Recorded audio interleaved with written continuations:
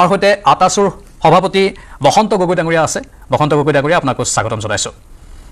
আৰু কংগ্ৰেছৰ বিধায়ক ভাস্কৰ জ্যোতি বৰুৱা ডাঙৰীয়া আছে। মই ভাস্কৰ জ্যোতি বৰুৱা ডাঙৰীয়াকো স্বাগতম জনাইছোঁ। প্ৰথমে ষ্টুডিঅ'ৰ পৰা আলোচনা আৰম্ভ কৰোঁ। 15 আগষ্ট বিশ্বজিৎ ফুকন ডাঙৰীয়া, উজনি অসমৰ পৰা এই সন্দেহযুক্তসকলক আঁতৰি যোৱাৰ চূড়ান্ত সময়সীমা বুলি কোৱা হৈছে কালি চিন্তন বৈঠকত, য'ত বহুকেইটা দল সংগঠনে অংশগ্ৰহণ কৰিছিল। আপোনালোকে বিজেপিয়ে কেনেধৰণে লৈছে বিষয়টো? আমাৰ কথাটো হ'ল 15 আগষ্ট কিয় আজিয়ে গুচি যাব লাগে গোটেইখিনি, বেলেগটো নকওঁ। মই উৰিয়াম ঘাটত আপোনালোকে দেখিলে মোৰ সমষ্টি, তাত আমি খুব শান্তিপূৰ্ণভাৱে গোটেই প্ৰক্ৰিয়াটো সম্পন্ন কৰিলোঁ। যিসকল আমি মিয়া বা সন্দেহযুক্ত লোক বুলি কৈ আছোঁ, প্ৰকৃততে আমি সকলোৱে জানো কেৱল সন্দেহযুক্তই নহয়, তেওঁলোক প্ৰকৃতাৰ্থতে বাংলাদেশী মূলৰ নাগৰিক। সেইসকল নাগৰিকে আমাৰ অঞ্চলটোৰ ডেম'গ্ৰাফি চেঞ্জ কৰিছে, জনগাঁথনিত ইমান প্ৰভাৱ পেলাইছে যে একোটা অঞ্চলৰ ভৱিষ্যত অন্ধকাৰ হৈ পৰিছে। গতিকে এনেধৰণৰ মানুহখিনিয়ে আমাৰ নামনি অসমৰ প্ৰায়বিলাক অঞ্চল অলৰেডি দখল কৰিছে। অসম আন্দোলনৰ পৰৱৰ্তী সময়ছোৱাত তেওঁলোক বাংলাদেশলৈ যোৱাটো পাছৰে কথা, অসমৰে নতুন নতুন অঞ্চল দখল কৰিলে আৰু অসমখন ক্ৰমান্বয়ে তেওঁলোকে গ্ৰাস কৰি পেলালে। এতিয়া উজনি অসমখন কিছু বাচি আছে। উজনি অসমখন আমি তেতিয়া ৰক্ষা কৰিব পাৰিম যেতিয়া এই সন্দেহযুক্ত বা বাংলাদেশী নাগৰিকসকলক উজনি অসমৰ পৰা আমি সম্পূৰ্ণ বিতাড়িত কৰিব পাৰিম। আপুনি দেখিলে আমি উৰিয়াম ঘাটত প্ৰায় 3000 পৰিয়াল ইতিমধ্যে উচ্ছেদৰ জৰিয়তে তাৰ পৰা আমি আঁতৰাই পঠাইছোঁ। এটা কথা খুব সুন্দৰ কথা হৈছে উজনি অসমত, যে বিশেষকৈ মই সৰুপথাৰ কথাই যদি কওঁ, সৰুপথাৰত যেতিয়া আমি উচ্ছেদ কৰিবলৈ লৈছোঁ, সেই মুহূৰ্তত সৰুপথাৰৰ যি মছজিদ কমিটি আছিলে, সৰুপথাৰ সমজিলাৰ যিমান মছজিদ আছিলে, বিশেষকৈ ৰেভিনিউ এৰিয়া, যিখিনি ফৰেষ্ট এৰিয়াৰ নহয়, ৰেভিনিউ এৰিয়াৰ মছজিদ কমিটি বিষয়ববীয়াসকলৰ লগত আমি বহিছিলোঁ। তেখেতসকলে খুব সুন্দৰকৈ আমাৰ এই উচ্ছেদ অভিযানটোৰ প্ৰতি সমৰ্থন আগবঢ়াইছিল। আৰু তাৰ লগতে তেখেতসকলে আৰু এটা কথা কৈছিল, আপুনি ছ'চিয়েল মিডিয়াত দেখিছে চাগে, যে সৰুপথাৰৰ হিন্দু জনসাধাৰণৰ চেণ্টিমেণ্টৰ প্ৰতি লক্ষ্য ৰাখি সৰুপথাৰত সম্পূৰ্ণৰূপে মছজিদ কমিটিসমূহে গো মাংস নিষিদ্ধ কৰিছিল। আমি কৰা নাই, মছজিদ কমিটিসমূহে কৰিছিল। তাৰ লগতে সৰুপথাৰৰ যি আমচু, সাধাৰণতে আমচু বুলি ক'লে আমি জানো যে আমচুৱে এই বিষয়টো লৈ ৰাজনীতি কৰিছে, কিন্তু সৰুপথাৰৰ আমচুৰ যিসকল নেতা আছে তেওঁলোক খিলঞ্জীয়া লোক, তেওঁলোক গৰীয়া মৰীয়া বা বিশেষকৈ গৰীয়া লোকে আছে, কিছু জোলা লোক আছে। তেওঁলোকে আমচুৱে সৰুপথাৰৰ উচ্ছেদ সমৰ্থন কৰিছিল। আনকি মুখ্যমন্ত্ৰী ডাঙৰীয়া যেতিয়া উৰিয়াম ঘাটৰ বিদ্যাপুৰলৈ গৈছিল, সেই মুহূৰ্ততো আমচুৱে মুখ্যমন্ত্ৰী মহোদয়ক এখন গামোচা দি আদৰণি জনাইছিল, মানে উচ্ছেদ সমৰ্থন কৰিছিল। মানে সদৰ্থকভাৱে সকলো হৈছে উজনি অসমত বুলি আপুনি ক'ব বিচাৰে। আৰু 15 আগষ্টত যি সময়সীমা ধাৰ্য কৰা হৈছে সন্দেহযুক্ত উজনি অসম এৰাৰ, তাক আপোনালোকে সমৰ্থন কৰিছে এগৰাকী বিজেপি বিধায়ক। মই এইটোৱে ক'ব খুজিছোঁ যে শান্তিপূৰ্ণভাৱে তাৰ পাছত সৰুপথাৰ উচ্ছেদ হ'ল, কিন্তু যেতিয়া উচ্ছেদ কৰা হৈছিল তেতিয়া সেই ঘৰবিলাক সম্পূৰ্ণ খালী হৈ গৈছিল আৰু 100% প্ৰায় মানুহ নিজৰ ঘৰ এৰি গুচি গৈছিল। এইটো আহ্বান মই শেষ কৰিব দিয়ক, আমাৰ আহ্বানৰ প্ৰতি লক্ষ্য ৰাখি তেওঁলোকে গুচি গৈছিল। এতিয়া উজনি অসমত থকা এনেকুৱা বিভিন্ন ঠাইৰ সন্দেহযুক্ত লোকসকলক উজনি অসমৰ খিলঞ্জীয়া লোকসকলৰ বা জাতীয় সংগঠনৰ নেতৃবৰ্গই উজনি অসম এৰিবৰ কাৰণে আহ্বান জনাইছে। মই ভাবোঁ এতিয়াও তেওঁলোকে শান্তিপূৰ্ণভাৱে এই আহ্বানটোক সঁহাৰি জনাব। আৰু 15 আগষ্ট কৈছে, মই ভাবিছোঁ তাতকৈ আগতেই 10-12 আগষ্ট তাৰিখে, আজি কাইলৈ 10-12 আগষ্ট তাৰিখে উজনি অসমৰ পৰা তেওঁলোক গুচি যাব আৰু এটা শান্তিপূৰ্ণভাৱে বিষয়টো সমাধান হ'ব। আপোনালোক আৰু পাতিম এই সন্দৰ্ভত। যিহেতু কংগ্ৰেছৰ বিধায়ক ভাস্কৰ জ্যোতি বৰুৱা ডাঙৰীয়াও আছে আমাৰ সৈতে লাইভত। ভাস্কৰ জ্যোতি বৰুৱা ডাঙৰীয়া, এই যিটো বিশেষ কথা কোৱা হৈছে 15 আগষ্টৰ ভিতৰত উজনি অসম ত্যাগ কৰিবই লাগিব এইসকল সন্দেহযুক্ত লোকে, কংগ্ৰেছে কেনেধৰণে লৈছে? আমাৰ যিটো স্থিতি, আমি স্বাধীনতা কালৰ পৰাই আমাৰ স্থিতি সদায় এটাই, যে আমাৰ ভাৰতখন হৈছে এখন ধৰ্ম নিৰপেক্ষ ৰাষ্ট্ৰ। আৰু ঠিক সেইকাৰণে অসমত যিসকল ইছলাম ধৰ্মী ভাৰতীয় আছে, সেই ভাৰতীয়সকলক ইয়াত থকাৰ সম্পূৰ্ণ অধিকাৰ আছে। আৰু যিসকলে আজি যিখিনি উচ্ছেদৰ কথা আজি কথাটো ওলাইছে, এইটো কথা ঠিক যে ফৰেষ্ট এৰিয়াই হওক বা গভৰ্ণমেণ্ট লেণ্ডেই হওক, সেইটো কেতিয়াও কোনো অনাধিকাৰ কেতিয়াও দখল কৰিব নোৱাৰে। আৰু চৰকাৰে সাংবিধানিকভাৱে ইয়াৰ সময়ে সময়ে ইয়াৰ ব্যৱস্থা লোৱা দেখা যায়। টাউনবিলাকতো আমি দেখোঁ বহুত ধৰণৰ আমাৰ অবৈধভাৱে তেওঁলোকে দখল কৰি থাকে, টাউনৰ দোকান পোহাৰ ভাঙি দিয়া হয় বা ৰেলৱেৰ মাটিটো এইটো উঠাই দিয়া হয়। এতিয়া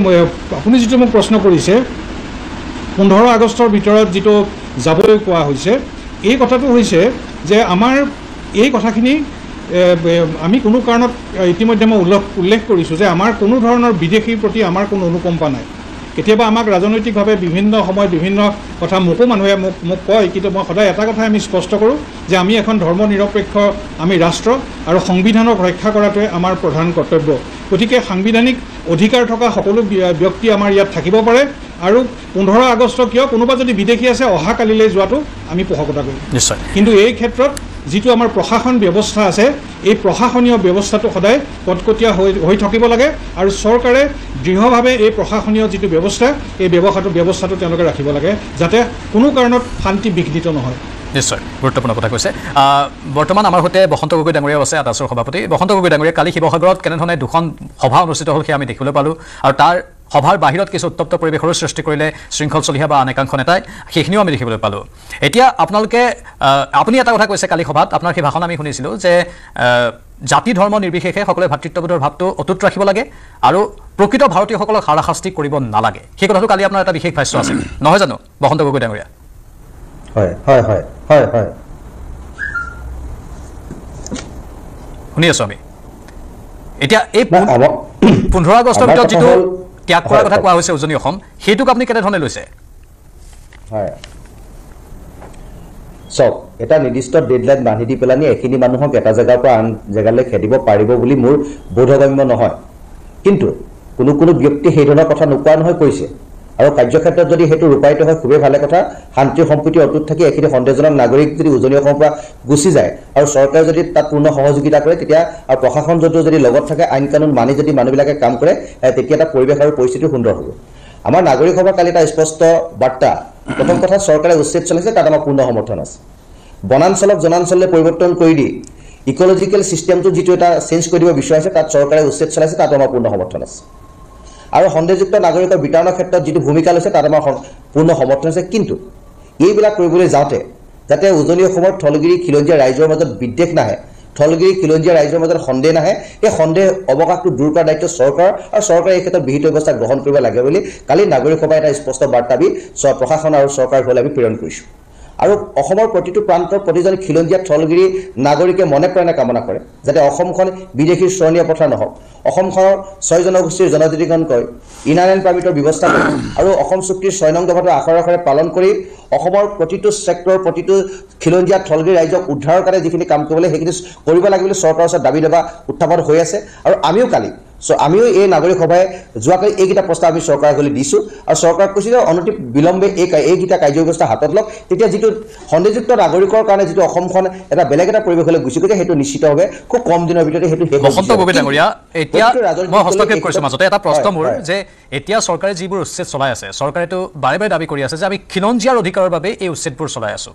তেনেহ'লে আপোনালোকে কি কয় যে চৰকাৰে যি কাম কৰি আছে সেইটো সঁচাকৈ খিলঞ্জীয়াৰ স্বাৰ্থত হৈ আছে নে আপোনালোকৰ মতে সেয়া চৰকাৰে কৰাটো খিলঞ্জীয়াৰ স্বাৰ্থত হোৱা নাই, যিটো উচ্ছেদ বৰ্তমান চলাই আছে? নাই, আমি পোনপ্ৰথমে কৈছোঁ যে চৰকাৰৰ উচ্ছেদ অভিযানটোক আমি পূৰ্ণ সমৰ্থন জনাইছোঁ, খিলঞ্জীয়াৰ স্বাৰ্থত কাম কৰিছে বুলি, আৰু অসমৰ প্ৰতিজন ব্যক্তিয়ে সেইটো সমৰ্থন জনাইছে। সেই কথাটো আমি কৈয়ে আছোঁ, বাৰে প্ৰতি কৈ আছোঁ, তাত নতুনকৈ দোহাৰৰ কোনো প্ৰয়োজন নাই। অধিকাৰৰ কথা মুকলি মনেৰে কৈছোঁ। যদি ডাঙৰীয়া এতিয়া থলগিৰিৰ অধিকাৰৰ কথা ক'লে আপুনি বসন্ত গগৈ ডাঙৰীয়া, সেইকাৰণে সুধিছোঁ যিহেতু থলগিৰিৰ অধিকাৰৰ বাবেতো যদি সেইফালৰ পৰা চোৱা হয় চৰকাৰে কাম কৰি থকা বুলিয়ে ক'ব পাৰি, নোৱাৰি নেকি? নাই, চৰকাৰে থলগিৰি খিলঞ্জীয়া ৰাইজৰ অধিকাৰৰ কাৰণে কাম কৰি আছে নাই কৰা বুলি নাই কোৱা, কিন্তু প্ৰকৃত যিটো চলিউশ্যন সেই চলিউশ্যনটো কেতিয়া হ'ব? আজি এইখিনি মানুহ উচ্ছেদ কৰিছে, কাইলৈ যদি সেইখিনি পুনৰ সংস্থাপিত হয় তেতিয়া কি কৰিব? আজি বিজেপি চৰকাৰ আছে, জাতিটোৰ প্ৰতি দায়বদ্ধতাৰে কাম কৰিছে, কাইলৈ যদি চৰকাৰ পৰিৱৰ্তন হয় বেলেগ এখন চৰকাৰ যদি সেই কামটো কৰে, আজি উৰিয়াম ঘাটত সেই মানুহখিনি কোনে বঢ়াইছিলে? উৰিয়াম ঘাটত সেই মানুহখিনিক বহি পেলাই এটা ইনফ্ৰাষ্ট্ৰাকচাৰ বনাবৰ কাৰণে সুবিধা কোনে কৰি দিছিলে? সেই কথা বতৰাবিলাক সেই কথা সকলোৱে জানে। আৰু এইখিনি বিদেশী ৰঙা দলিচে পাৰি দি অসমৰ গোটেই ভৌগোলিক পৰিৱেশটো বিনষ্ট কৰা মানুহ কোনখিনি সেই কথাটো অসমীয়া ৰাইজে জানে। সন্দেহ আৰু সংশয় তাত আহিছে যে চৰকাৰে এই কামটো কৰিছে, তাত পূৰ্ণ সমৰ্থন আছে, কিন্তু এইখিনি ৰাইজক অনাদি অনন্তকালৰ কাৰণে অসমীয়া থলগিৰি খিলঞ্জীয়া ৰাইজক সুৰক্ষিত কৰিব পাৰিব নে নোৱাৰে? গতিকে সেইটোৱে প্ৰশ্ন যে বাস্তৱ সময়ত যিকেইটা কথা আমি কৈছোঁ 6 জনগোষ্ঠীৰ জনজাতিকৰণ ব্যৱস্থা কৰক, আমাৰ ইনাৰলাইন পাৰ্মিটৰ ব্যৱস্থা কৰক আৰু অসম চুক্তি আখৰে আখৰে ৰূপায়ণ কৰক, তেতিয়া অসমৰ খিলঞ্জীয়া থলগিৰি ৰাইজ সুৰক্ষিত হ'ব, ভূমি অধিকাৰ, ৰাজনৈতিক অধিকাৰ, অৰ্থনৈতিক অধিকাৰ, প্ৰতিটো অধিকাৰ খিলঞ্জীয়া থলগিৰি ৰাইজৰ ওচৰত থাকিব। সেই কথা উলিয়াবলৈ আমি নিশ্চয় গুৰুত্বপূৰ্ণ কথা। নিশ্চয় বসন্ত গগৈ ডাঙৰীয়া, মই সেই প্ৰশ্নটোৱে বিশ্বজিৎ ফুকন ডাঙৰীয়াৰ কাষলৈ লৈ গৈছোঁ। ফুকন ডাঙৰীয়া, এতিয়া বসন্ত গগৈ ডাঙৰীয়া যিটো কথা কৈছে, চাওক এতিয়া আপোনালোকৰ প্ৰতি সমৰ্থন আছে, আপোনালোকৰ উচ্ছেদ কাৰ্যৰ প্ৰতি আটাছু বা আন যিবোৰ আমাৰ জাতীয় সংগঠন আছে, এইসকল লোক আপোনালোকৰ উৰিয়াম ঘাটৰ পৰা উচ্ছেদ হৈছে, ক'ৰবাত ধিং মৈৰাবাৰীত তেওঁলোক গুচি গৈছে, তেওঁলোকে গৈ আকৌ তাতো বাহৰ পাতিব, মানে এওঁলোকে কিন্তু অসমৰ পৰা খেদিব পৰা হোৱা নাই। এতিয়া আপোনালোকে এওঁলোকক উচ্ছেদ কৰি আছে চৰকাৰী মাটি দখল কৰাৰ বাবে বা বনাঞ্চল দখল কৰাৰ বাবে, কিন্তু এওঁলোকৰে বহুতেই ডি ভোটাৰ আৰু এওঁলোকৰে একাংশৰ নাম এনেধৰণে NRCত সোমাই আছে, 19 লাখৰ নাম, যাক লৈ সন্দেহ প্ৰকাশ কৰিব পৰা থল আছে। এইসকলক প্ৰকৃত অৰ্থত বিতৰণৰ কিন্তু বিশেষ পদক্ষেপ উচ্চতম ন্যায়ালয়ে কৈ থৈ দিছিল যে আপোনালোকে কৰক বাংলাদেশৰ সৈতে বিশেষ আলোচনা কৰি, যি সময়ত বাংলাদেশৰ অৱস্থা ভাল আছিল সেই সময়তে কেন্দ্ৰীয় চৰকাৰে নকৰিলে। এতিয়া এইসকলক বিতৰণ বাৰু কেনেধৰণে সম্ভৱ হ'ব? কাৰণ উৰিয়াম ঘাটৰ পৰা গৈছে, ধিং মুৰাবৰি তেওঁলোকে বাহৰ পাতিছে, এওঁলোকৰ ভোটাৰ তালিকাত নাম আছে, এওঁলোকৰ তাতেই ভোট কেন্দ্ৰ আছে, হয়তো তাতেই ভোট দিব। সেই সমস্যাটোৰ সমাধান সূত্ৰ আজিলৈকে ওলোৱা নাই। এতিয়া আমাৰ 6 জনগোষ্ঠী জনজাতিকৰণ, খিলঞ্জীয়াৰ অধিকাৰৰ প্ৰকৃত যিবোৰ কথা সেইবোৰ আজিলৈকে কিন্তু হোৱা নাই ডাঙৰীয়া, বিশ্বজিৎ ফুকন ডাঙৰীয়া। কথাটো এনেকুৱা, সমস্যাবিলাক সমাধান কৰাৰ দুটা প্ৰক্ৰিয়া থাকে, এটা হ্ৰস্বম্যাদী, এটা দীৰ্ঘম্যাদী। আমি কেতিয়াবা হ্ৰস্বম্যাদী প্ৰক্ৰিয়াটোত গুৰুত্ব দিব লাগে, কাৰণ সেইটো যদি গুৰুত্ব নিদিওঁ তেতিয়াহ'লে সেই বিষয়টোৱে এটা সময়ত আৰু সমাধান কৰিব নোৱাৰা হৈ যায়। এতিয়া কিছুমান অঞ্চল, কিছুমান জিলা, কিছুমান সমষ্টি, কিছুমান মহকুমা বাংলাদেশী দখলত এনেদৰে হৈ গ'ল যে সেইবিলাক আৰু উদ্ধাৰ কৰা সম্ভৱ নহয়। আজি গোৱালপাৰাতে অসমীয়া মানুহে, হিন্দু মানুহে দপদপাই থকা কিছুমান অঞ্চল আছে, কিছুমান সমষ্টি আছে, যিবিলাক সমষ্টি ৰাজনৈতিকভাৱে তেওঁলোকে দখল কৰি ল'লে। আজি ৰাক্ষসিনী পাহাৰত 10,000 12,000 মানুহ আহি পেলাই যেতিয়া একে ঠাইতে বহিলহি, সেই মানুহখিনিয়ে তাৰ ডেম'গ্ৰাফিও চেঞ্জ কৰিলে, তাৰ পলিটিকেল যিটো ৰাইট, ৰাজনৈতিক অধিকাৰ, যিটো ৰাজনৈতিক অধিকাৰটো অসমীয়া মানুহৰ পৰা লৈ গুচি গ'ল। সৰু পথাৰত লাহে লাহে ৰাজনৈতিক অধিকাৰটো কাঢ়ি নিবলৈ তেওঁলোকে ষড়যন্ত্ৰ কৰিছিল, আৰু একোজন মানুহৰ পৃষ্ঠপোষকতাত 300-400 পৰিয়াল গৈ উৰিয়াম ঘাটৰ বনাঞ্চলত বসতি কৰিছিল। নিঃসন্দেহে এওঁলোকক বিদেশলৈ পঠাই দিয়াটো, বাংলাদেশলৈ পঠাই দিয়াটো এটা গুৰুত্বপূৰ্ণ কথা। কিন্তু এই মুহূৰ্তত আমাৰ হাতত যিটো উপায় আছে, যিটো উপায় উজনি অসমৰ জনগাঁথনিক ৰক্ষা কৰিব পাৰিম, সেইটো হ'ল যে তাত থকা খিলঞ্জীয়া লোকৰ সুৰক্ষাৰ বাবে অবৈধ নাগৰিকসকলক আমি বহিষ্কাৰ কৰিব লাগিব। আজি ধৰি ল'লোঁ ধিঙত তেওঁলোকৰ 90% মানুহ আছে, এইখিনি গুচি আহিলে তেওঁলোকৰ 95% হ'ল। কিন্তু ইয়াৰ ফলত আমি গোলাঘাট জিলাখনক আমি ভৱিষ্যতটো সুৰক্ষিত কৰিব পাৰিলোঁ। ধিংটো আজি সুৰক্ষিত কৰিব পৰা অৱস্থা আপোনাৰ হাততো নাই, মোৰ হাততো নাই, কালিলৈ বেলেগ চৰকাৰ আহিলেও নাই। ধিঙক ৰাজনৈতিকভাৱে সময়টো ডাঙৰীয়া কমল কি, মই 2016 চনৰ পৰা এবাৰ উঠৰিছোঁ, 2014 চনটো ধৰাই নাই। 2016 চনৰ পৰা 2024 চনলৈকে য'ত উচ্চতম ন্যায়ালয়ে কৈ থৈ দিছিল যে আপোনালোকে বিদেশী প্ৰত্যৰ্পণ চুক্তিখন বাংলাদেশৰ সৈতে কৰক, শ্বেখ হাছিনা থকাৰ সময়ত, আজি প্ৰায় এবছৰ আগলৈকে সেইকাৰণে থৈছে। এতিয়া বাৰু তাত যিখন চৰকাৰ আছে বৰ সুস্থিৰ চৰকাৰ নহয়। কিয় 2016 পৰা 2024 এই নিৰ্দিষ্ট সময়খিনিত এই কামটো হৈ নুঠিল বাৰু? সেইটো এটা প্ৰশ্ন। কেন্দ্ৰীয় চৰকাৰৰ দুখনৰ মাজত চুক্তি কিয় হৈ নুঠিল, মই ভাবোঁ সেই কথাটো ব্যাখ্যা কৰিব পৰাকৈ মই কম্পিটেণ্ট নহয়, মই দলৰ এজন সাধাৰণ কৰ্মী। কিন্তু মই টকশ্ব'ত থাকি যিখিনি কথা ক'ব লাগে সেইখিনি হ'ল যে অসমীয়া খিলঞ্জীয়া মানুহৰ অধিকাৰ, অসমীয়া খিলঞ্জীয়া মানুহৰ ভৱিষ্যত জীৱন আৰু সম্পত্তিৰ নিৰাপত্তা সুনিশ্চিত কৰাৰ প্ৰয়োজন আছে। আমি কেন্দ্ৰীয় চৰকাৰৰ কথা কৈ তেওঁলোকৰ কাৰ্যৰ ব্যাখ্যা কৰি ক'ব পাৰোঁ, কিন্তু তাৰ কাৰণে তেওঁ কেন্দ্ৰীয় চৰকাৰে ভালকৈ ক'ব পাৰিব। মই ক'ব পৰা কথাটো হ'ল যে অসমত যেনেকৈ আজি উৰিয়াম ঘাটৰ এবেকশ্যনৰ জৰিয়তে আমি সৰু পথাৰৰ জনগাঁথনি সুৰক্ষিত কৰিছোঁ, তাৰ লগতে আজি দেখিছে, আজি আমি প্ৰায় 1000 বিঘা মাটিত গছ ৰোপণৰ কাৰ্যসূচী আৰম্ভ কৰিছোঁ। 29 তাৰিখে উৰিয়াম ঘাটত উচ্ছেদ আৰম্ভ হৈছিল, আৰু আজি 9 তাৰিখ, জুলাই 29 তাৰিখৰ পৰা 9 তাৰিখলৈকে 10 বা 11টা দিন সময়। ইমান কম সময়ৰ ভিতৰত 1000 বিঘা মাটি মুকলি কৰি গছ ৰোপণ কৰিব পৰাকৈ, য'ত দুমহলীয়া ঘৰ আছিলে তাতো আমি সমান কৰি গছ ৰোপণ কৰিছোঁ। আমাৰ আন্তৰিকতা আৰু সদিচ্ছা আপুনি নিশ্চয় দেখিছে। দ্বিতীয়তে, সেই অঞ্চলক লৈ কিছু মানুহৰ শংকা আছে, কাৰণ তেওঁলোকে পুৰণা কংগ্ৰেছৰ দিনৰ ইতিহাস চাই পেলাই বৰ্তমান সময়ত শংকা কৰিছে, ভাবিছে বা কৈছে যে তাতে নগা লোক আহি পেলাই বসতি কৰিব, নগা লোক আহি দখল কৰিব। মই পুনৰবাৰ, মই আগতেও ছ'চিয়েল মিডিয়াত কৈছোঁ, টিভিত কৈছোঁ, পুনৰবাৰ কওঁ, উৰিয়াম ঘাটৰে হওক, সৰুপথাৰ সমষ্টি গোলাঘাট জিলাৰ 1 ইঞ্চি মাটিও ডক্টৰ হিমন্ত বিশ্ব শৰ্মা ডাঙৰীয়া থকালৈকে আমি নগা লোকক তাত আহি বহিবলৈ নিদিওঁ। আজি আনকি তাত যদি চাই আপুনি, আমি এবেকশ্যন কৰা ঠাইখিনি আমি ফেন্সিং দিয়া আৰম্ভ কৰিছোঁ, যিখিনি অসমৰ মাটি, অসম আৰু নাগালেণ্ডৰ এবেকশ্যন দিয়া আৰম্ভ কৰিছোঁ। সুৰক্ষাটো মূল কথা। মই ভাস্কৰজ্যোতি বৰুৱা ডাঙৰীয়াৰ কাষলৈ গৈছোঁ, যিহেতু অভিযোগ উত্থাপন হৈছে অসম চুক্তিৰ 10 নম্বৰ দফাই কৈ যে অসমৰ যিবোৰ চৰকাৰী ভূমি আছে, সেই চৰকাৰী ভূমি অথবা বনাঞ্চল সেইবোৰ দখলমুক্ত হ'বই লাগিব। কিন্তু অসম চুক্তিৰ 10 নম্বৰ দফাই কয় ডাঙৰীয়া, তাৰ পাছতো এই যিবোৰ স্থান এতিয়া য'ত উচ্ছেদ চলিছে, সেই স্থানবোৰত কেনেকৈ কংগ্ৰেছ চৰকাৰ থাকোঁতেই একাংশ লোকে আহি বাহৰ পাতিবলৈ সক্ষম হৈছিল? এটা প্ৰশ্ন, বনাঞ্চলেই হওক বা চৰকাৰী ভূমিয়েই হওক, কিবা উত্তৰ থাকিবনে বৰুৱা ডাঙৰীয়া? ডেফিনেটলি উত্তৰ কিয় নাথাকিব। এইবিলাক যিবিলাক মানুহৰ প্ৰব্ৰজন হয়, এইবোৰ সময়ে সময়ে প্ৰব্ৰজন এইবোৰ হয়, আৰু সেইকাৰণে গণতান্ত্ৰিকভাৱে নিৰ্বাচিত চৰকাৰবোৰ থাকে, আৰু চৰকাৰবিলাকে এইবিলাক সময়ে সময়ে এইবিলাক উচ্ছেদো কৰে। কাৰণ এইবোৰ বিভিন্ন সময়ত বিভিন্ন প্ৰক্ৰিয়াৰে মানুহবোৰ সোমাই আৰু চৰকাৰে এইবোৰ উচ্ছেদ প্ৰক্ৰিয়া চলাই থাকে আৰু কংগ্ৰেছৰ দিনত উচ্ছেদ হৈছিল নে সংস্থাপন হৈছিল ডাঙৰীয়া এতিয়া আটাচুৱে কৈছে এটা সময়ত তাত সংস্থাপন হৈছিল শুনক নাই কংগ্ৰেছৰ দিনত কেতিয়াও সেইটো সংস্থাপন হোৱা নাই উৰিয়াম ঘাটৰ অন্তত যিটো এৰিয়া সেই এৰিয়াটোৰ কথা আমি জানো যে সেইটো সময়ত 1975 চনত যেতিয়া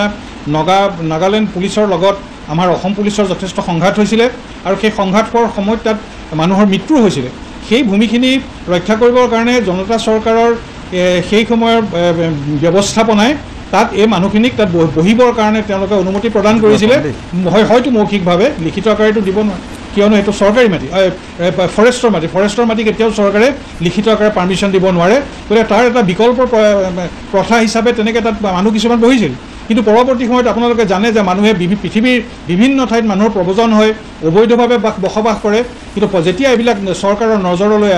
অহাৰ লগে লগে সেইবিলাক আকৌ উচ্ছেদিত কৰা হয় গতিকে ইয়াত কোনো ধৰণৰ তেনেকুৱা কংগ্ৰেছে নি কাকো জানি শুনি পেলাই তাত বহুৱাগৈ নাই আৰু যিখিনি মানুহ আছে আজি যিটো কথা এতিয়া উল্লেখ কৰিছে যে আমি ফেন্সিং দি পেলাই অসম চৰকাৰে এইটো কৰিছে ময়ো সেইটো পোষকতা কৰোঁ যে যিবিলাক মাটি এতিয়া বৰ্তমান উচ্ছেদিত কৰা হ'ল সেই মাটিখিনি ভৱিষ্যতে যাতে কোনো কাৰণে নগাই দখল কৰিব নোৱাৰে আৰু তাত আমাৰ বহুতো আমাৰ স্থানীয় থলগিৰি লোকে তাত খেতিপথাৰ কৰি আছে তেওঁলোকৰ যাতে জীৱন আৰু শস্যৰ তেওঁলোকৰ যাতে সুৰক্ষা হয় তাৰ কাৰণে এটা ভাল এটা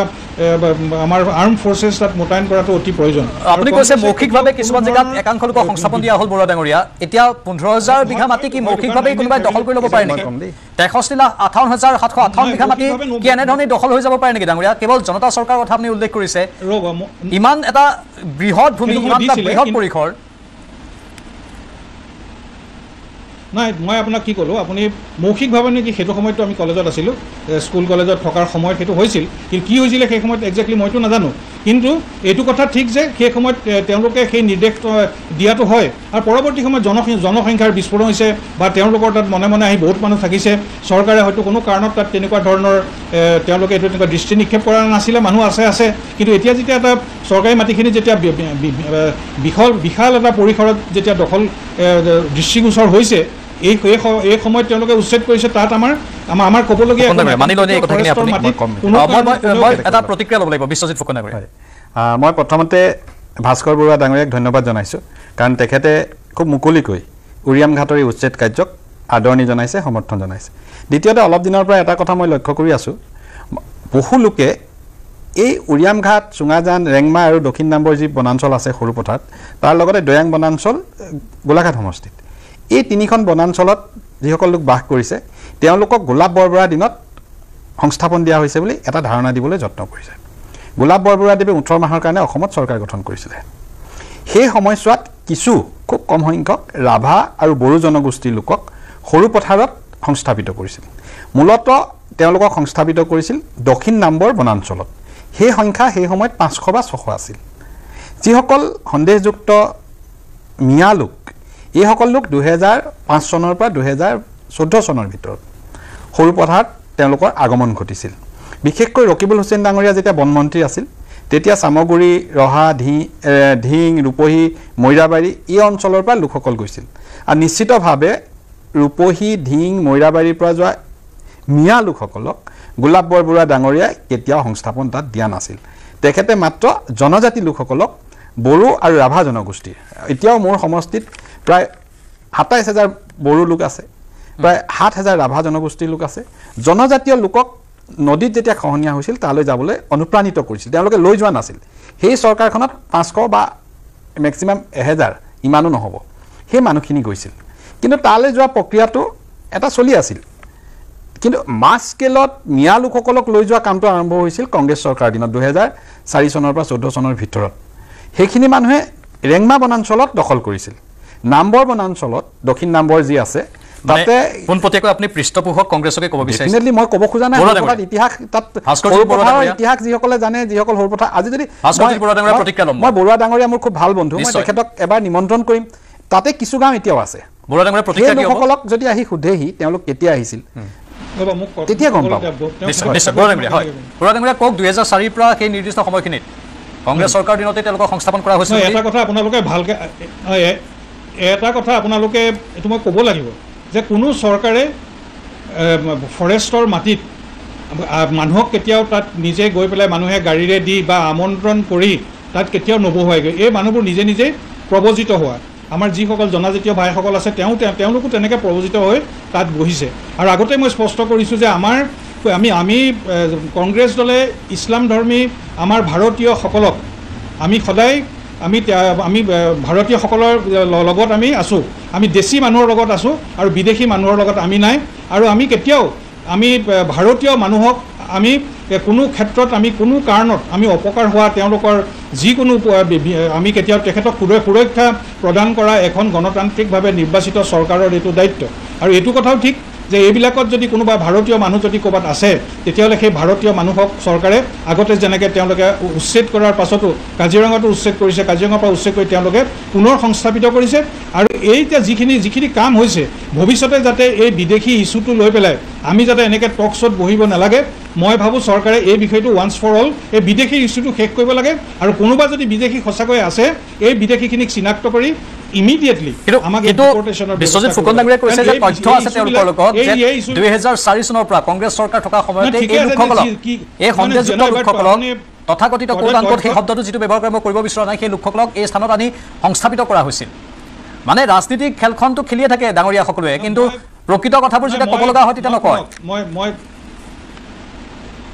মই এটা কথা ব্যক্তিগতভাৱে আপোনালোকক মই এইটোৱে কৈছোঁ যে এই যে আমি যিবোৰ কথা আজি আমি পাতি পেলাই আমি আমাৰ এই কথাবোৰ আমি বঢ়াই থাকোঁ এইবোৰ নকৰি পেলাই আমাৰ জ্বলন্ত সমস্যা যে আমি যিবিলাক আছে ইনক্লুডিং আমাৰ বিদেশী সমস্যা এই বিদেশী সমস্যা আমাৰ হাতত এতিয়া ক্ষমতা আছে আমি এই বিদেশী সমস্যাটো শেষ কৰি এইটো সদায় দিনৰ কাৰণে ইয়াক এটা ছেটেলমেণ্ট কৰি ল'ব লাগে য'তেই বিদেশী আছে তাৰ পৰাই বিদায়িত কৰক যিকোনো উপায়েৰে তাত যিটো আমাৰ হাতত যিটো আমাৰ সাংবিধানিক আমাৰ প্ৰদত্ত যিটো আমাৰ হাতত আমাৰ ক্ষমতা আছে এই ক্ষমতা ব্যৱহাৰ কৰি বিদেশীক ইয়াৰ পৰা বিতাড়িত কৰি আমি যাতে সকলো ভাৰতীয় শান্তিৰে আমি থাকিব পাৰোঁ তাৰ এটা ব্যৱস্থা কৰিব লাগে আৰু আমি সেই সপোনটো কিমান বাস্তৱত পৰিণত হ'ব সেইটো এটা ডাঙৰ প্ৰশ্ন হয় আমি আপোনাৰ কাষলৈ আহিম আকৌ শেহতীয়া যিটো খবৰ পাইছোঁ আমি গোলাঘাটতে ৰেলৱে বিভাগৰ মাটিত একাংশ ঘৰ চাংঘৰ টাইপ বা এনেকুৱা ধৰণৰ খেৰ জুপুৰি ঘৰ সাজি দিয়া হৈছে য'ত মূৰ গণনা কৰি মানুহ ৰখা হয় প্ৰতিজন লোকৰ বাবদ 30 টকাকৈ লয় আৰু এনেকুৱা ধৰণৰ কাম আমাৰ থলুৱা একাংশ মুছলমানে কৰা বুলি অভিযোগ আহিছে য'ত সন্দেহযুক্ত লোকক মূৰ গণি থাকিবলৈ দিয়া হয় সেই কামবোৰ কিন্তু এইখন ভাৰততে এইখন অসমতে ক'ৰবাত হৈ আছে এটা ডাঙৰ অভিযোগ সেইটো মই বসন্ত গগৈ ডাঙৰীয়া আপোনাৰ কাষলৈ গৈছোঁ মুখ্যমন্ত্ৰীয়ে কৈছে 2041ত অসমত সংখ্যালঘু হ'ব অসমীয়া আৰু হিন্দু মুছলমানৰ জনসংখ্যা 50-50 হ'ব 2011 লোকপিয়লৰ তেওঁ উদাহৰণ দিছে য'ত 33% ক্ষমা কৰিব 34% মুছলমানৰ কথা কৈছে কেৱল তাত 3%হে আমাৰ খিলঞ্জীয়া মুছলমান বাকী 31%ই সন্দেহযুক্ত এই বিষয়বোৰে আমাৰ খিলঞ্জীয়াৰ প্ৰতি ভাবুকি আনিব নে কি হ'ব আচলতে আপোনাৰ এই ক্ষেত্ৰত মতামত জানিব বিচাৰিছোঁ স্বাধীনোত্তৰ কালৰ পৰা আজিলৈকে খিলঞ্জীয়া ঠলগিৰি ৰাইজে শংকাত ভুগি আছে মুখ্যমন্ত্ৰী মহোদয়ে এটা কাটপিয়াৰ দি দিলে নহ'ব যে ইমান বছৰ পিছত অসমখনত খিলঞ্জীয়া ঠলগিৰি ৰাইজ সংখ্যা লঘুত পৰিণত হ'ব যদি তেওঁলোকে গম পাইছে বাস্তৱটো উপলব্ধি কৰি ইয়াৰ কাৰণে বিহিত ব্যৱস্থা গ্ৰহণ কৰা নাই কিয় কেন্দ্ৰত বিজেপি চৰকাৰ ৰাজ্যত বিজেপি চৰকাৰ কিয় তেওঁলোকে বিদেশী বিতৰণৰ ক্ষেত্ৰত বিহিত ব্যৱস্থা গ্ৰহণ কৰা নাই তেওঁলোকে প্ৰতিশ্ৰুতি দিছিল তেওঁলোকে নিৰ্বাচনী ইস্তাহাৰ প্ৰকাশ পাইছে যে খিলঞ্জীয়া ঠলগিৰি ৰাইজৰ জীৱন সম্পত্তি নিৰাপত্তাৰ স্বাৰ্থত তেখেতলোকক শাসনত বহাব লাগে আৰু খিলঞ্জীয়া ঠলগিৰি ৰাইজে তেখেতলোকক শাসনত বহাইছে সেইকাৰণে যে ঠলগিৰি ৰাইজ সুৰক্ষিত হ'ব লাগে ভূমি অধিকাৰ ঠলগিৰি ৰাইজৰ ওচৰত থাকিব লাগে ৰাজনৈতিক অধিকাৰ ঠলগিৰি খিলঞ্জীয়া ৰাইজৰ ওচৰত থাকিব লাগে সেইকাৰণেতো চৰকাৰখন বনাইছিলে সেইকাৰণেতো কংগ্ৰেছৰ শাসনৰ পৰা অঁতাই পেলাই বিজেপিৰ চৰকাৰ আনিছে এতিয়া কেৱল মাত্ৰ ডেট অফ ৱাইজ মানে শংকাৰ সংখ্যা ৰাখিলে নহ'ব বাস্তৱ পদক্ষেপ ল'ব লাগিব সেইকাৰণে কৈছোঁ যে সংবিধান এমেণ্ডমেণ্ট কৰি হ'লেও IPC 371 এইটো কিয় অসমত লাঘৱ নকৰে যদি 370 আমাৰ হেৰিয়াৰ পৰা জম্মু কাশ্মীৰৰ পৰা হটাই দিব পাৰে যে 371A কিয় আমাৰ অসমত লগাব নোৱাৰে সেই প্ৰশ্নটো আছে কিয় ইনাৰলাইন পাৰ্মিটৰ চৰকাৰে ব্যৱস্থা নকৰে কিয় 6 জনগোষ্ঠীৰ জনজাতিকৰণৰ কৰিম বুলি তেওঁলোকে কৰা নাই কিয় অসম চুক্তিৰ 6 নং দফা আখৰে আখৰে পালন নকৰে কিয় কৰা নাই এই প্ৰশ্নটোৱে আমি সুধিছোঁ যে অসম আন্দোলনৰ জৰিয়তে বিভিন্ন নেতা অসমৰ মুখ্যমন্ত্ৰী হৈ গ'ল IMDT আইন বাতিল কৰি অসমৰ জাতীয় নায়ক সৰ্বানন্দ সোণোৱাল অসমৰ মুখ্যমন্ত্ৰী হ'ল এই ক্ষেত্ৰত তেওঁ কিয় বিহিত ব্যৱস্থা গ্ৰহণ নকৰিলে সদৌ অসম ছাত্ৰ সন্থাৰ সভাপতি অতুল বৰা ডাঙৰীয়া নিজেই এখন চুক্তি তেওঁ এটা মন্ত্ৰীগোটৰ হেৰি মানে কি সদস্য এতিয়া তেওঁ এই ক্ষেত্ৰত কিয় বিহিত ব্যৱস্থা গ্ৰহণ কৰা নাই মুখ্যমন্ত্ৰী ডাঙৰীয়া খুদ নিজেই ইয়াৰ মন্ত্ৰীগোটৰ সদস্য আছিল যে 6 জনগোষ্ঠীৰ জনজাতিকৰণৰ বিষয়টো উপস্থাপন কৰাৰ ক্ষেত্ৰত বিল গৈ ৰাজ্যসভাত উঠিল ৰাজ্যসভাত বিলখন পাছ নহ'ল কথাবিলাক সুধিলে চৰকাৰে আমাক নকয় যে এই বাস্তৱ সময়ত কথাকেইটাৰ ওপৰত কিয় আগবাঢ়ি যায় কেৱল ৰাজনীতি কৰি থাকিলে ৰাজনীতি কৰি থাকিব পাৰিব খিলঞ্জীয়া ঠলগিৰি ৰাইজ অসমত শেষ হৈ গুচি যাব কিন্তু এটা সময়ত এনেকুৱা ভয়ংকৰ পৰিৱেশ আহিব যে অসমৰ পৰিৱেশ আৰু পৰিস্থিতি এটা বেলেগ এফালে গতি কৰিব এটা আইন শৃংখলা বসন্ত গগৈ ডাঙৰীয়াৰ এইখিনি মন্তব্যৰ প্ৰতিক্ৰিয়া লাগে এইখিনি প্ৰশ্নৰ উত্তৰ কিবা আছে বসন্ত গগৈ ডাঙৰীয়াই যিকেইটা কথা কৈছে অসমৰ ভৱিষ্যত শংকিত হ'ব লগা অৱস্থা এটাৰ কথা সেইটো কথা আমিও কৈ আছোঁ দ্বিতীয়তে 6 জনগোষ্ঠীৰ জনজাতিকৰণ এই বিষয়টো যথেষ্ট চৰ্চিত বিষয়, কিছু দীঘলীয়া হৈছে, কিন্তু সব যদি ঠিকে থাকে অহা অক্টোবৰ মাহত যে আমাৰ বিধানসভাৰ অধিৱেশন হ'ব, মুখ্যমন্ত্ৰী মহোদয় ইতিমধ্যে কৈছে যে এই 6 জনজাতিকৰণ বিষয়ত বিধানসভাত এইবাৰ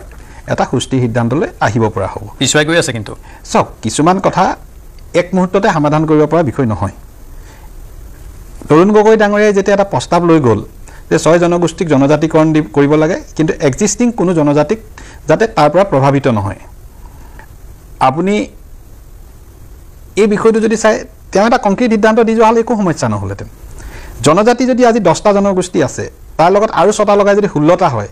এটা ফৰ্মুলা ইমান হাতত সহজ নহয় যে 16টাৰ ভিতৰত 10টাৰ অৰিজিনেল যিখিনি অধিকাৰ সেইখিনি থাকিব, বাকী 6টা কেনেকৈ থাকিব। এই বিষয়টোলৈ যথেষ্ট সময়ৰ প্ৰয়োজন আছে, এই আলাপ আলোচনাৰ প্ৰয়োজন আছে, আৰু সেইকাৰণে অক্টোবৰ মাহত এই বিষয়ে এটা পজিটিভ সিদ্ধান্ত আহিব বুলি আমি ভাবিছোঁ। 2025 অক্টোবৰত এই অক্টোবৰ ইনাৰ লাইন পাৰ্মিট আজিৰ তাৰিখত পচিবল নহয়, এনে কৈ লাভ নাই। মই নিজে ব্যক্তিগতভাৱে ভাবোঁ, এইটো বিজেপিৰ অপিনিয়ন নহয়। ইনাৰ লাইন পাৰ্মিট আজিৰ তাৰিখত গ্ল'বেলাইজেশ্যনৰ যুগ, বিভিন্ন পৃথিৱীৰ দেশে ভিছা উঠাই দিছে, মানুহ যাব পাৰে ৰাতিটো, আপুনি পাছপৰ্টখন হ'লে যাব পাৰে। কেইখনত আছে কিন্তু নাই, তেওঁলোকৰ সম্পূৰ্ণ জনজাতীয় মুখাৱয়ৱৰ পৰা আৰম্ভ কৰি তেওঁলোকৰ চেহেৰা, তেওঁলোকৰ এথনিক গোটেই কথাখিনি বেলেগ, আমি তেনেকুৱা নহয়। গতিকে আমাৰ ইয়াত কৰিব কি খুজিছে, আমাৰ ইয়াত মাটি ভূমি আইন সংশোধন হোৱাৰ প্ৰয়োজনীয়তা আছে, য'ত ভূমি আইনে খিলঞ্জীয়া লোকক ভূমি ক্ৰয় কৰাৰ অধিকাৰ দিব, য'ত ভূমি আইনৰ জৰিয়তে আমাৰ মাটি সুৰক্ষিত হ'ব, আৰু মিছন বসুন্ধৰা 1, মিছন বসুন্ধৰা 2, মিছন বসুন্ধৰা 3.0 ইয়াৰ জৰিয়তে অসমীয়া মানুহক মাটিৰ অধিকাৰ প্ৰদান কৰাৰ প্ৰক্ৰিয়া হৈছে। হাজাৰ হাজাৰ লাখ লাখ পৰিয়ালক মাটিৰ অধিকাৰ দিয়া হৈছে। যেতিয়া এটা ধৰ্মৰ মানুহৰ পৰা বেলেগ এটা ধৰ্মৰ মানুহে মাটি কিনাৰ ক্ষেত্ৰত সীমাবদ্ধতা থাকিব, তেতিয়া নিঃসন্দেহে খিলঞ্জীয়া লোকৰ মাটি সুৰক্ষিত হৈ থাকিব। ঠিক আছে, আৰু আপোনাৰ কাষত বাকীকেইটা বিন্দু আছে, বহুকেইটা আৰু সংবিধান সংশোধনৰ প্ৰস্তাৱটো আনিছে বসন্ত গগৈ ডাঙৰীয়াই। কিন্তু তাৰ পূৰ্বে আমাৰ সৈতে আন এগৰাকী অতিথি আছে লাইভত। মই প্ৰাক্তন আলফা নেতা প্ৰাণজিৎ শইকীয়া ডাঙৰীয়াক স্বাগতম জনাইছোঁ। শইকীয়া ডাঙৰীয়া, আপোনাক আমাৰ দ্য প্ৰাইমছৰ মাজলৈ স্বাগতম। প্ৰথম কথা হৈছে যে আজি খিলঞ্জীয়া দিৱস, আৰু খিলঞ্জীয়া দিৱসটোতে আমি খিলঞ্জীয়াৰ সুৰক্ষাৰ কথা পাতি আছোঁ। উজনি অসমৰ পৰা সন্দেহযুক্ত নাগৰিকক 15 আগষ্টৰ পূৰ্বে ঘৰ খালী কৰি আঁতৰি যাবলৈ নিৰ্দেশ দিয়া হৈছে কেইবাটাও সংগঠনে। শিৱসাগৰত কালি চিন্তন বৈঠকত সেই সিদ্ধান্ত লোৱা হৈছে। আপুনি কেনেধৰণে লৈছে এই সিদ্ধান্ত? প্ৰাণজিৎ শইকীয়া ডাঙৰীয়া, উজনি অসমৰ পৰা সন্দেহযুক্ত লোকক আঁতৰি যোৱাৰ সেই সময়সীমা বান্ধি দিয়া হৈছে 15 আগষ্ট, এই ক্ষেত্ৰত আপোনাৰ কি প্ৰতিক্ৰিয়া? নাগৰিকক বুলি কওঁতে কোনখিনিক কৈছে, বিদেশীখিনিক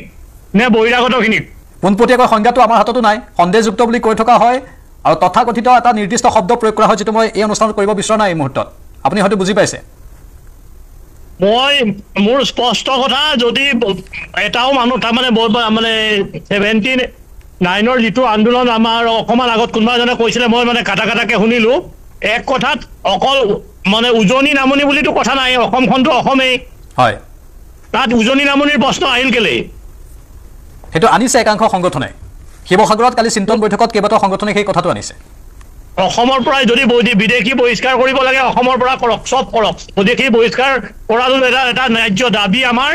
গতিকে বিদেশী বহিষ্কাৰ কৰা অসমৰ পৰাই কৰিব লাগে। তাত উজনি বেলেগে নামনি বেলেগে বুলি কথা নাই। গুৰুত্বপূৰ্ণ কথা কৈছে আপুনি এইটো। আৰু লগতে শেহতীয়া যি উচ্ছেদ চলি আছে চৰকাৰৰ, সেই উচ্ছেদক লৈ আপুনি কি প্ৰাক্তন আলফা নেতা হিচাপে কি প্ৰতিক্ৰিয়া প্ৰকাশ কৰিব? তাক আলফাৰ চুক্তিত আমাৰ এইটো এটা হেৰি আছিলে, আমাৰ মানে বেদখল কৰা মাটিবিলাক, মানে দখল কৰা মাটিবিলাক বেদখলি কৰিবৰ কাৰণে আমাৰ আলফা চুক্তিত আছে।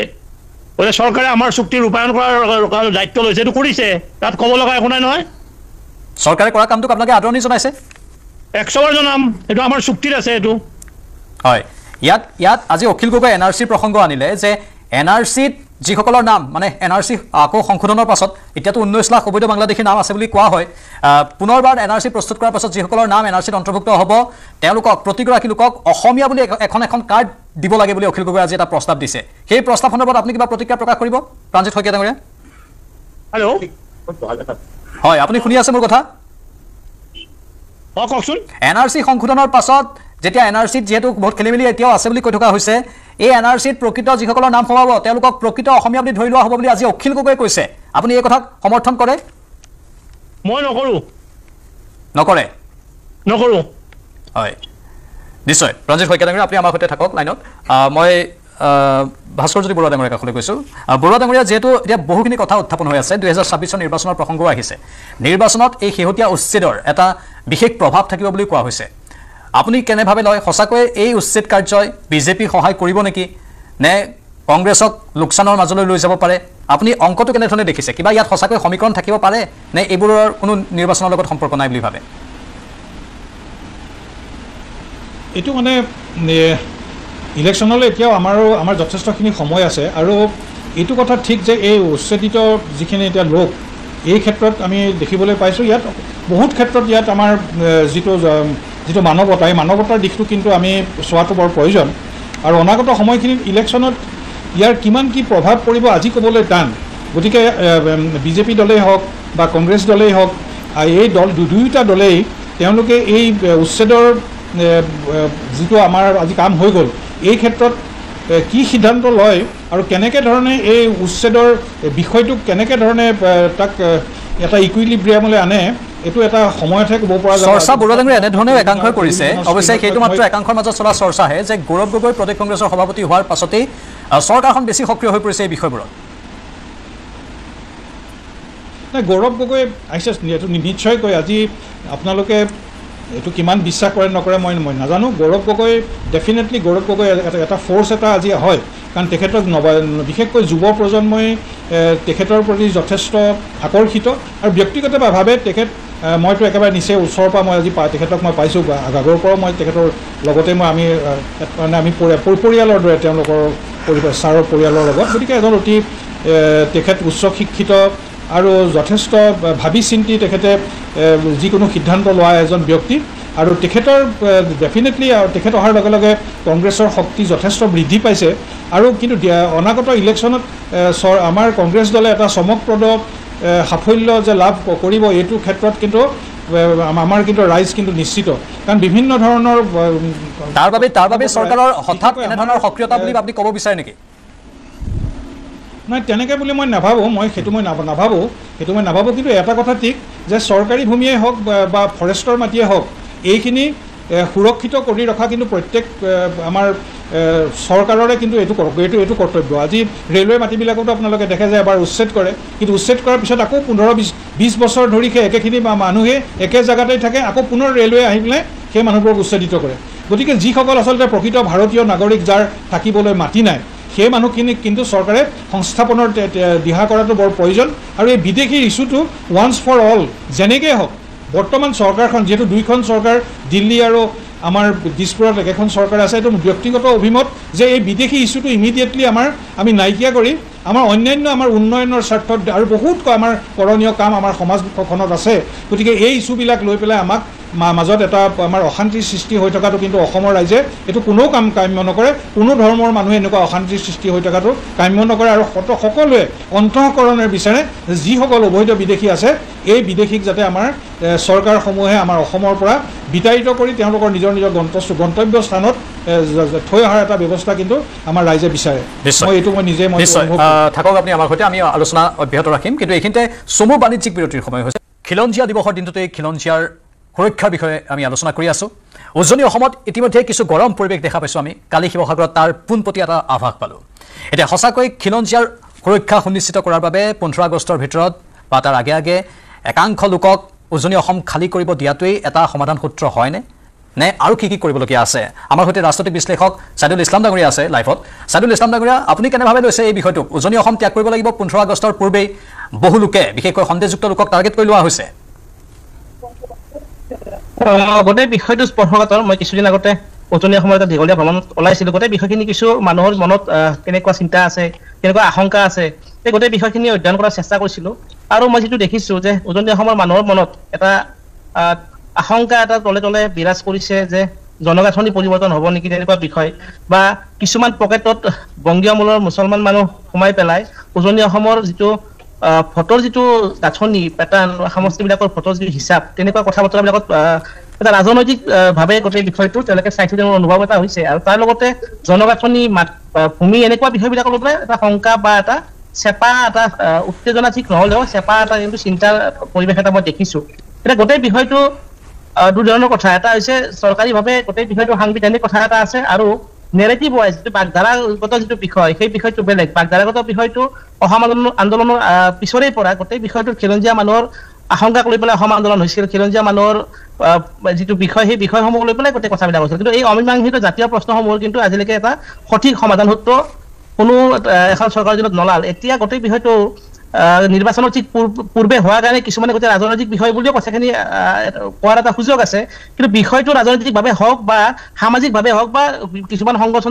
সাংগঠনিকভাৱে নেতাসকলে কোৱা কথাই হওক বিষয়টো যে একেবাৰে গুৰুত্বহীন কথাটো কোনেও কৈ দিব নোৱাৰে উজনি অসমৰ কিছু অংশত অধিক সচেতনতা ইয়াক লৈ পেলাই বৃদ্ধি পাইছে কিছু অংশত হয়তো গোটেই বিষয়বিলাক যিধৰণে ৰাজহুৱাভাৱে প্ৰকাশ হ'ব লাগিছিল হোৱা নাই কিন্তু এটা কথা মই অনুভৱ কৰোঁ যে উজনি অসমৰ মানুহৰ মনত এটা নামনি অসমৰ যিটো তেওঁলোকৰ মনত এটা ধাৰণা আছে যে নামনি অসমখনত কেইবাখনো জিলাত মানে বংগীয় মূলৰ মানুহৰ সংখ্যা বাঢ়িছে বা অভাৰঅল মুছলমান মানুহৰ জনসংখ্যা বাঢ়িছে বেছি হৈছে তেনেকুৱা বিষয়টো লৈ পেলাই এটা শংকাৰ এটা পৰিৱেশ তেওঁলোকে অনুভৱ কৰে যেন মোৰ লাগিছে গতিকে গোটেই বিষয়টো ৰাজনৈতিক হয় এই কথাটো সত্য গোটেই বিষয়টো সামাজিক হয় এইটো কথা সত্য গোটেই বিষয়টো আটাইতকৈ গুৰুত্বপূৰ্ণ খিলঞ্জীয়া মানুহৰ অধিকাৰৰ বিষয় লৈ পেলাই ইয়াত কিন্তু গোটেই কথাখিনি ক'ৰবাত আমি ওলাই কৰি দিব নোৱাৰোঁ মই ভাবোঁ উজনি অসমৰ পৰা বংগমূলীয় মানুহখিনি নামনিলৈ ঠেলি দিলেই যে সমস্যাৰ সমাধান হ'ব এই কথাটো নহয় মূল বিষয়টো আছিল মোৰ যিটো অনুভৱ যে NRCৰ বিষয়টো গেঠেলা মাৰি ৰৈ থাকিল গোটেই বিষয় সমাধান সূত্ৰ আমি তাত হয়তো কিছু পোৱাৰ এটা অৱকাশ আছিল আমি বহু বিষয় গেটলা মাৰিছে হয় সাদুল ইছলাম ডাঙৰীয়া এনেধৰণৰ বহু বিষয় আছে যিবোৰ আচলতে আধাতেই থমকি ৰৈছে বসন্ত গগৈ ডাঙৰীয়া তাৰে দুটামান উত্তৰ বিশ্বজিৎ ফুকন ডাঙৰীয়াই দিবলৈ চেষ্টা কৰিলে বিৰতিৰ পূৰ্বে অক্টোবৰৰ ভিতৰত 6 জনগোষ্ঠীৰ জনজাতিকৰণৰ ক্ষেত্ৰত কিছু ভাল খবৰ এটা আহিব পাৰে বুলি তেওঁ ব্যক্ত কৰিছে মত আপুনি আশাবাদী হয়নে নে আগৰ দৰে এইবাৰো এইটো বস্তু নিৰ্বাচনৰ পিছলৈকে পিছুৱাই যাব না মই এটা কথা স্পষ্টভাৱে জনাই দিব বিচাৰিছোঁ 6 জনগোষ্ঠীৰ জনজাতিকৰণে কেৱল মাত্ৰ 6 জনগোষ্ঠীৰ ৰাইজক উৎসাহিত নকৰে সুৰক্ষিত নকৰে 6 জনগোষ্ঠীৰ জনজাতিকৰণে সমগ্ৰ অসম আৰু অসমীয়াক অনাদি অনন্তকালৰ কাৰণে সুৰক্ষিত ভৱিষ্যতটো সুনিশ্চিত কৰিব এই বাস্তৱসন্মত কথাটোৰ ওপৰত গুৰুত্ব প্ৰদান কৰিয়ে বিজেপি চৰকাৰে নিৰ্বাচনী ইস্তাহাৰত এই কথাবতৰাবিলাক প্ৰকাশ কৰিছিলে আৰু কেন্দ্ৰীয় চৰকাৰৰ প্ৰতিটো এজেন্সিয়ে স্বীকাৰ কৰি দিয়াৰ পাছত এই বিলখন গৈ ৰাজ্যসভাত উঠিল বিলখন পাছ নহ'ল কিয় নহ'ল সেই কথাটো প্ৰশ্নবোধক চিন আছে এতিয়া কৈছে অক্টোবৰত এটা ভাল সিদ্ধান্ত আহিব আমাৰ মাজৰে সিদ্ধান্ত লৈ আহিব 26ৰ ইলেকশ্যন যে অক্টোবৰত যদি কংক্ৰিট এটা সিদ্ধান্ত নিদিয়ে তেতিয়াহ'লে অসমৰ খিলঞ্জীয়া থলগী ৰাইজে এটা কথা স্পষ্টভাৱে জানিব আৰু মন আৰু মগজুত ভৰাই ল'ব যে এইখন চৰকাৰেও খিলঞ্জীয়াক প্ৰতাৰণা কৰাই এখন চৰকাৰ এইখন চৰকাৰৰ খিলঞ্জীয়া বিদ্বেষী এখন চৰকাৰ এইখন চৰকাৰৰ সেই কংগ্ৰেছৰ একে লাইনতে থিয় হোৱা এখন চৰকাৰ য'ত লংকালে গ'লে চব ৰাৱণ হোৱাৰ যিটো এটা চিন্তা চৰ্চাৰে মানুহ অৱতাৰণা হয় মন আৰু মগজুত ক্ৰিয়া কৰে সেই একেধৰণে চিন্তা চৰ্চাই ক্ৰিয়া কৰিব কাৰণ প্ৰফুল্ল কুমাৰ মহন্তই অসম আন্দোলনৰ পাছত 855 শ্বহীদৰ কেঁচা তেজৰ বিনিময়ত তেখেতে অসমৰ মুখ্যমন্ত্ৰী হৈছিল এজনো বিদেশী বিতৰণ নকৰিলে আনে নালাগে নাগৰিক প্ৰত্যাৱৰ্তন চুক্তিখন স্বাক্ষৰ হ'ব লাগে বুলি এটা পদক্ষেপ নল'লে তাত কংগ্ৰেছ চৰকাৰ আহিলে এজিপি চৰকাৰ দুখ আৰু গুণ গাই কংগ্ৰেছ চৰকাৰ অহাৰ পিছতো সেই তৰুণ গগৈ চৰকাৰে লাষ্ট সময়ত লিখি থৈ গ'ল যে এক্সিষ্টিং ট্ৰাইবেলবিলাকৰ কোনো হানি বিঘিনি নোহোৱাকৈ অসমৰ 6 জনগোষ্ঠীৰ জনজাতিকৰণৰ মৰ্যাদা দিব পৰা যায় এই কথাখিনিয়ে বহুখিনি ক্ষেত্ৰত কংগ্ৰেছৰ যিটো ফুপুলা স্বৰূপ সেইটো জনসাধাৰণৰ মাজলৈ লৈ আহিলে আৰু উজনিৰ থলগিৰি খিলঞ্জীয়া ৰাইজে কংগ্ৰেছক খেদাই কংগ্ৰেছক ক্ষমতাচ্যুত কৰি বিজেপিক আঁকোৱালি ল'লে আৰু বিজেপিক আঁকোৱালি লোৱাৰ পাছত যদি বিজেপিয়ে যদি খিলঞ্জীয়া থলগিৰি ৰাইজৰ এইখিনি আশা পূৰণ নকৰে তেতিয়া 26ৰ ইলেকশ্যন নিশ্চিতভাৱে থলগিৰি খিলঞ্জীয়া ৰাইজে নিজক বচোৱাৰ স্বাৰ্থত অসমৰ মাটি অসমৰ পানী অসমৰ বায়'ডাইভাৰ্চিটি আৰু উঠি অহা নৱপ্ৰজন্মৰ সুৰক্ষিত ভৱিষ্যত সুৰক্ষা কৰাৰ স্বাৰ্থত আৰু অসম বিধানসভাখন অনাদি অনন্তকালৰ কাৰণে থলগিৰি খিলঞ্জীয়া মনৰ মানুহৰ প্ৰতিনিধিৰ দ্বাৰা গঠিত হোৱা এখন চৰকাৰ পৰ্যবেক্ষিত হ'বৰ কাৰণে খিলঞ্জীয়া থলগিৰি ৰাইজে সিদ্ধান্ত গ্ৰহণ কৰিব সেই কথাটো বিজেপিৰ প্ৰতিজন কৰ্মকৰ্তা সেই কথাটো বিজেপি দলৰ প্ৰতিজন নেতা সেই কথাটো অসমৰ মুখ্যমন্ত্ৰীকে ধৰি MLA পৰা আদি কৰি সকলো নেতা পাৰ্লিনেতাই জনাটো খুবেই প্ৰয়োজন কাৰণ 15 বছৰ শাসনত থকাৰ পিছত কংগ্ৰেছক এইকাৰণে ক্ষমতাচ্যুত কৰা হ'ল যে কংগ্ৰেছে থলগিৰি খিলঞ্জীয়া ৰাইজক প্ৰতাৰণা কৰে প্ৰবঞ্চনা কৰিলে আৰু এখিনি বহিৰাগত মানুহৰ অসমৰ ৰঙাদলিচা পাৰি স্বদেশীৰ মৰ্যাদা প্ৰদান কৰিলে আৰু NRCখনৰ ক্ষেত্ৰত পাইলট প্ৰজেক্ট কৰিবলৈ যাওঁতে এটা হাংগামা লগাই পেলাই গোটেই বস্তুটো বুমেৰাং কৰিলে আৰু এতিয়াও এখন বিজেপি চৰকাৰ দিনত শুদ্ধ এখন NRC প্ৰস্তুত নকৰি সুপ্ৰিম কোৰ্টত কেছটো লাগি আছে বুলি কৈ বস্তুটো বোকা ঠেলিব বিচাৰে অৰ্থাৎ আমি বুজি পাম যদি এইকেইটা কাম যদি এখন চৰকাৰে নকৰে যে আমি স্পষ্টভাৱে বাৰ্তাটো আমি ৰাইজৰ মাজলৈ গুচি যাব যে এইখন চৰকাৰে খিলঞ্জীয়া থলগিৰি বিদ্বেষী এখন চৰকাৰ এইখন চৰকাৰে কেৱল মাত্ৰ ৰাজনীতি কৰে শাসনৰ ৰাজনীতি কৰে মাথাৰ গিনতিত থাকে কিন্তু থলগিৰি খিলঞ্জীয়া ৰাইজৰ সুৰক্ষিত ভৱিষ্যতৰ কাৰণে কোনো ধৰণৰ কাম নকৰে কৰে মানে অক্টোবৰৰ পাছত আপোনালোকে তেনেধৰণে ভাবিবলৈ বাধ্য হ'ব যদি ছয় জনগোষ্ঠীৰ জনজাতিকৰণৰ ক্ষেত্ৰত পদক্ষেপটো লোৱা নহয় এতিয়া অক্টোবৰৰ পাছত মই ভবা কথাটো নহয় তাই হম ছাত্ৰ সন্থাই ভবা কথা নহয় এই কথাটো অসমৰ প্ৰতিজন উজনি নামনি মধ্য অসম প্ৰতিজন তলগিৰি খিলঞ্জীয়া ৰাইজে এই কথাটো উপলব্ধি কৰিব আৰু সেই উপলব্ধিৰ যিটো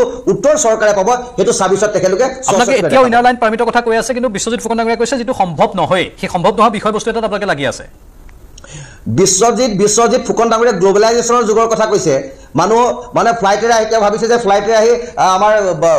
এয়াৰপৰ্টত পৰিব মানুহখিনি আহিব তাত ইনাৰ লাইন পাৰ্মিটৰ অকল ব্যৱস্থা হ'ব তেখেতে আচলতে গোটেই চিষ্টেমটো বুজি পোৱা নাই বা তেখেতে উপলব্ধি কৰিব পৰা নাই সেইকাৰণে তেখেতে তাৰ বিদ্ৰোহ কৰিছে বা তেখেতে সেই কথা নহ'ব বুলি কৈছে আকৌ এটা কথা কৈছে যে ইয়াত জনজাতীয় মানুহ বা বেলেগ কাষ্ট কমিউনিটিৰ মানুহ আছে সেইকাৰণে ইনাৰ লাইন পাৰ্মিটৰ ব্যৱস্থা নহ'ব তেখেতে এই কথাটো একচুৱেলি টকছত ক'ব নালাগিছিলে যে জনজাতীয় মানুহ থাকিলেহে যে ইনাৰ লাইন পাৰ্মিটৰ হ'ব ইয়াত বেলেগ মানুহ থাকিলে ইনাৰ লাইন পাৰ্মিটৰ নহ'ব ইনাৰ লাইন পাৰ্মিট কিয় দিয়া হয় কনষ্টিটিউশ্যনত এই কথাটো কিয় উল্লেখ আছে 370 কি আছে 371 কি আছে সেই কথাবিলাক তেখেতলোকে জানিব লাগে কাৰণ IPC একটো আন্ধাৰতে কৈছোঁ আমি যিবিলাক অধিকাৰ বিচাৰিছোঁ এইবিলাক সাংবিধানিক অধিকাৰহে আমাক অধিকাৰবোৰ কোনোবাই দিব নালাগে নহয় সংবিধানৰ প্ৰস্তাৱনা দিয়া অধিকাৰে ভোগ কৰিব বিচাৰিছোঁ এতিয়া ভোগ কৰাৰ ক্ষেত্ৰত অসুবিধা ভোগ কৰিবৰ কাৰণে ইনাৰ লাইন পাৰ্মিট হ'লে কেৱল মাত্ৰ জনজাতীয় মানুহখিনি সুৰক্ষা হ'ব নেকি অসম আৰু অসমীয়া সুৰক্ষিত হ'ব অসমৰ ভূমি অসমৰ পানী অসমৰ মাটি অসমৰ প্ৰতিটো ক্ষেত্ৰতে সুৰক্ষিত হ'ব বায়'ডাইভাৰ্চিটিৰ পৰা আদি কৰি ইক'লজিকেল চিষ্টেমটো সকলোবিলাক একেচতে সুৰক্ষিত হৈ যাব এই কথাবিলাক বুজি নাপায় কেৱল মাত্ৰ ৰাজনৈতিক স্বাৰ্থৰ কাৰণে যদি কথাবিলাক কৈ থাকে তেতিয়া ৰাজনীতিয়ে হৈ থাকিব কেৱল ৰাজনৈতিক স্বাৰ্থৰ বাবে কথাবোৰ কৈ থাকিলে ৰাজনীতি হৈ থাকিব বাস্তৱ ধৰ্মত যথেষ্ট গুৰুত্বপূৰ্ণ কথা কৈছে তেখেতে প্ৰত্যেকক ক'ব পাৰে যে ৰাজনৈতিক স্বাৰ্থত ক'লে ৰাজনীতি হৈ থাকিব তেখেতে মোক কৈছে ময়ো তেখেতক ক'ব পাৰোঁ কথাটো তেনেকুৱা নহয় মই আপোনাক কেইটামান কথা আপোনাক কওঁ শুনক এতিয়া NRC কথা কৈ আছে আমি স্পষ্টকৈ কৈছোঁ NRCখন শুদ্ধ নহয় NRCখন সুপ্ৰিম কোৰ্টৰ তত্বাৱধানত হৈছিল আমি এতিয়াও সীমান্ত অঞ্চলৰ যিখিনি জিলা আছে তাতে 20% পুনৰীক্ষণৰ কাৰণে আমি আবেদন কৰিছোঁ আমি যেতিয়া NRCখন সম্পূৰ্ণ শুদ্ধ নহয় বুলি কৈছোঁ সেই NRCখনক লৈ ফাৰ্ডাৰ ষ্টেপ দিয়া বা নতুন এটা পদক্ষেপ লোৱাৰ কোনো প্ৰসংগ এইমাত্ৰ অহা নাই কাৰণ আমি এখনো কৈছোঁ যে পুনৰীক্ষণৰ প্ৰয়োজন আছে যদি 20% পুনৰীক্ষণ কৰোঁতে আমি পাওঁ যে তাত বেছিভাগে ভুল তথ্য আছে তেতিয়াহ'লে আমি 100% তাক পুনৰ নিৰীক্ষণ কৰিব লাগিব কাৰণ NRCখন ভুল NRC এখন মানি লোৱাটো আজিৰ তাৰিখত অসমীয়া জাতিৰ কাৰণে এটা ভয়ংকৰ অভিশাপ হ'ব মই ব্যক্তিগতভাৱে ভাস্কৰ গগৈ ডাঙৰীয়াই যিকেইটা কথা কৈছে বসন্ত গগৈ ডাঙৰীয়াই এইকেইটা যদি অসমত প্ৰযোজ্য হয় আটাইতকৈ সুখী বসন্ত গগৈ হ'ব ময়ো হ'ম